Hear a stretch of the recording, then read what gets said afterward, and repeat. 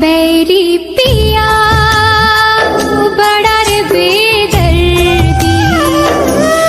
আজ আমি সিধে 1901 সাল থেকে টাইম ট্রাভেল করে এসেছি, কারণ দেবদাস আমাকে ইগনোর করেছে।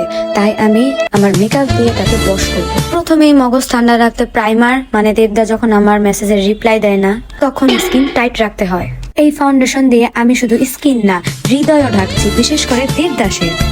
এই কনসিলার দিয়ে আমি আমার দুঃখ ঢাকছি, বিশেষ করে পার্বতী মানেই মিষ্টি, কিন্তু চোখে তো একটু ড্রামা লাগবেই। তাই সফট ব্রাউন আইশ্যাডো নিয়ে ড্র করে দিব।